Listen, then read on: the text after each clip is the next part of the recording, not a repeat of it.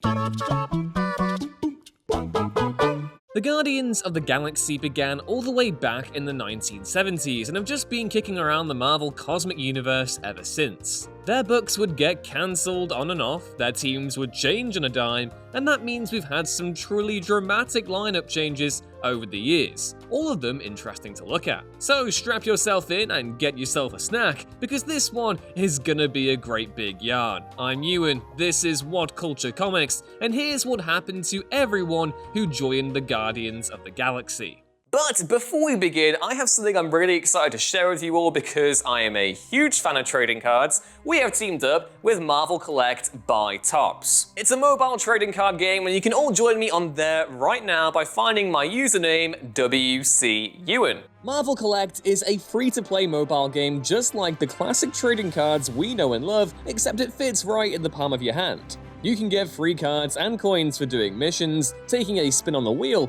or just by logging in regularly. There are thousands of cards to collect from the entire Marvel universe spanning countless teams, heroes, and villains. It features art from some of my favorite artists, and even features some cards based in the MCU and classic Marvel cartoons like the 90s X-Men, you know, the one with a really good theme. You can of course also trade your cards with friends and other fans across the world to build up your own collection of rare and beautiful cards. Anyone out there with a Daredevil from the Alex Ross artwork set, hit me up because I need it, like, now. If you're a big fan of Alex Ross's art too, and come on, who isn't, then you can actually log on to Marvel Collect right now and get the Timeless Collection until December 18th. And just to show you some of the cards that you can actually get in the app, we'll be featuring them throughout the video too. Number 30. Yondu. The original Guardians of the Galaxy look nothing like how they do in the movies, with almost none of the members you're familiar with being on the team. All except, of course, for Yondu Adonta. Yondu is obviously still around in the Marvel Universe, of course, but his days of headlining the Guardians are long behind him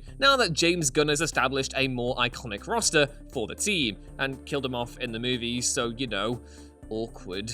Number 29. Star-Lord, aka Peter Quill. Star-Lord was actually introduced nowhere near the Guardians, instead getting his own black and white comic written by Steve Englehart. But to make a long story short, after the event Annihilation, Star-Lord was bumped up to a more prominent role in Marvel Cosmic due to being a major player in said storyline. As such, Dan Abnett, Keith Giffen, and Andy Lanning adapted him into their reboot of the Guardians of the Galaxy, alongside a new team, many of whom you'll likely recognize. A lot about Star-Lord was different from the movie version years later that we're more familiar with, but after the movie landed, the character was given a soft reboot to more resemble his film counterpart. Number 28. Gamora.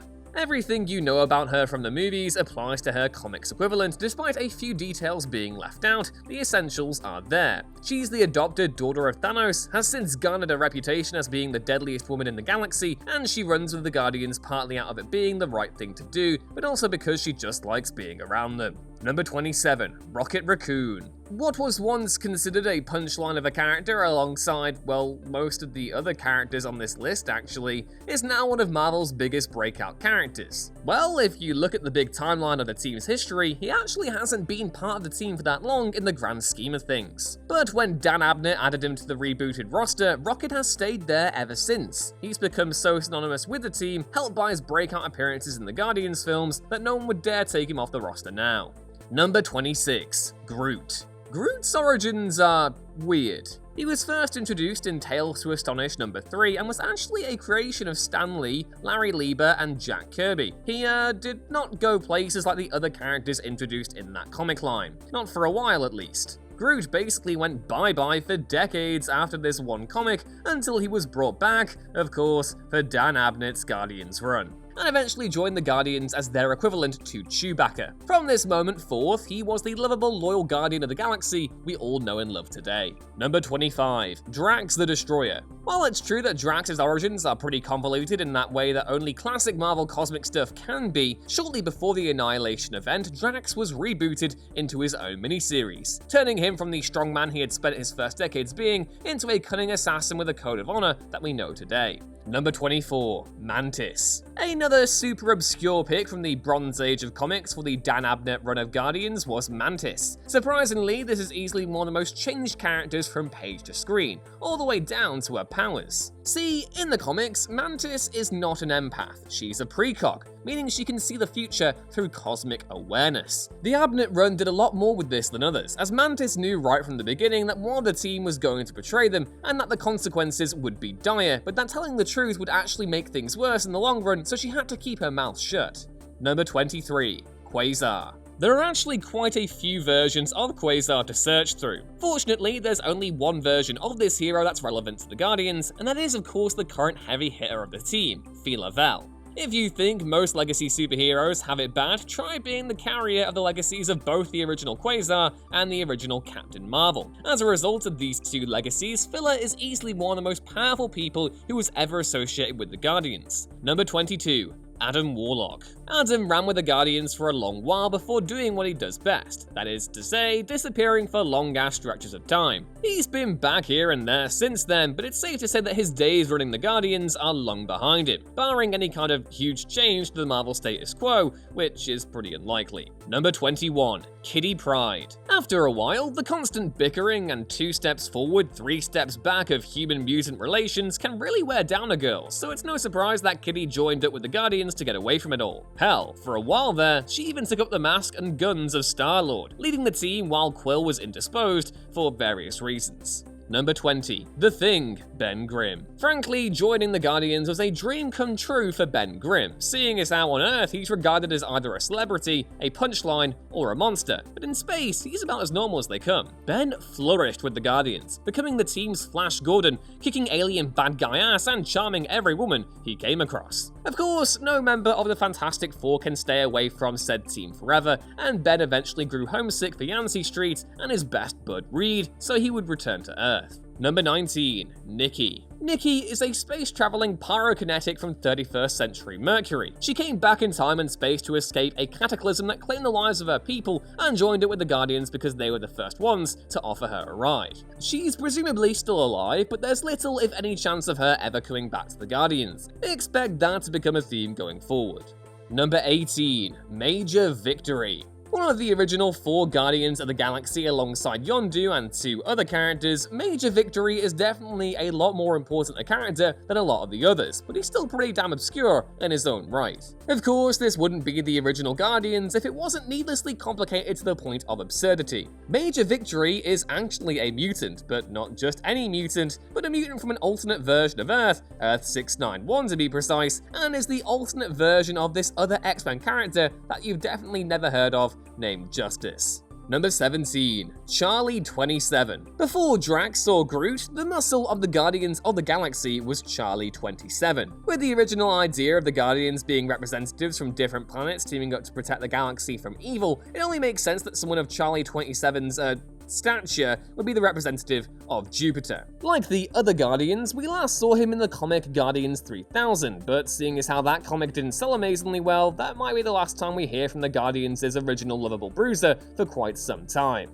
Number 16. Martin X. Martin X stands out for 2 reasons, the biggest of course being his sleek crystalline design that can make him stick out from even the largest crowd of heroes, but also for being the member of the original Guardians who actually tried to think through his problems instead of just hitting them until they went away. Like with the other members of the original Guardians besides Yondu, we don't hear much out of Martin X, which is a shame given how his design is legit impressive. Number 15. Starhawk. Our good buddy Starhawk is the result of the joining between husband and wife Stakar and Aletta of the House of Gord. But hold on there, we don't mean joining in that way, we mean they literally do a fusion dance kind of thing and join together into Starhawk. It's quite Steven Universe-y. Starhawk is too fun a character concept to stay gone for long, so hopefully we'll get some more fun with the greatest of the original Guardians of the Galaxy. Number 14. Firelord. Have you ever wondered how unstoppable a Marvel superhero team could be if they actually had a former Herald of Galactus shacking up with them? Well, to find that out, look no further than Firelord. Firelord was easily one of the most powerful people to ever call himself a Guardian of the Galaxy, with fire powers that make the Human Torch look like a candle in a hurricane.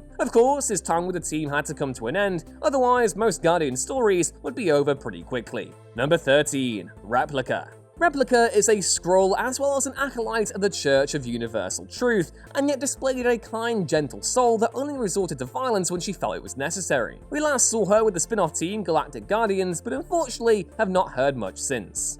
Number 12. Talon. Talon is what you get when you have a writer who, like every writer in the 90s it would seem, wanted to just write Wolverine all day. The only thing not stereotypically Marvel in the 90s about Talon is the mane of silky, luxuriant hair, which just looks out of place in the rest of him. But anyway, Talon was a member of the Guardians for a short time, but the Guardians eventually left him when they realized his edgy attitude was more annoying and dangerous than helpful. Number 11.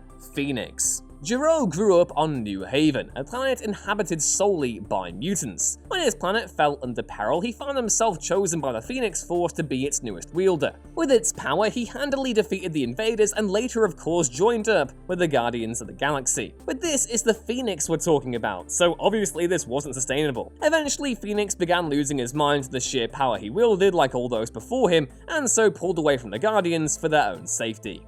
Number 10. Spirit of Vengeance. Spirit of Vengeance is one of the lesser-known incarnations of Ghost Rider because he's on the Guardians of the Galaxy, so of course he is. His alias kinda sounds like the Latin they'd put underneath Wile E. Coyote's name. It's Wiledus Autolycus, member of the Church of Universal Truth, and enemy to autocorrects everywhere. He left the Church of the Guardians when he found himself at irreparable moral odds with his fellow believers. Number 9. Bug.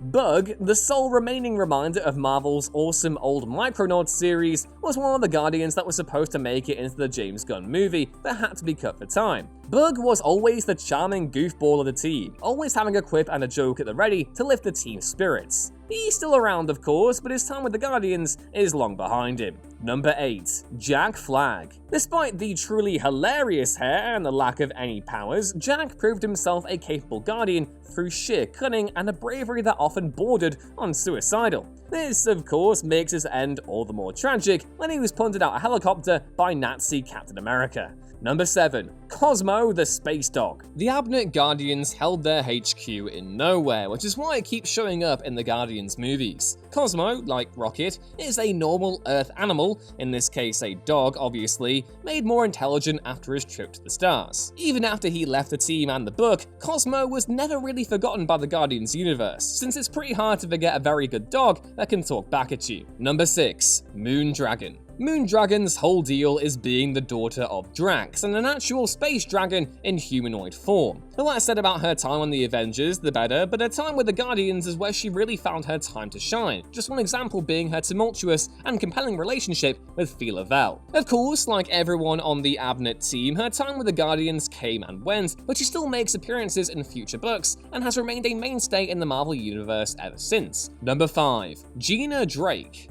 Gina Drake, named after the co-creators of the Guardians, Gene Colan and Arnold Drake, was an Earth precog that was captured by the original big bad guy of the series, the Badoon, to be sold into slavery. Fortunately, she was saved and later recruited by the Guardians, aiding them on many adventures. Number 4. Iron Man.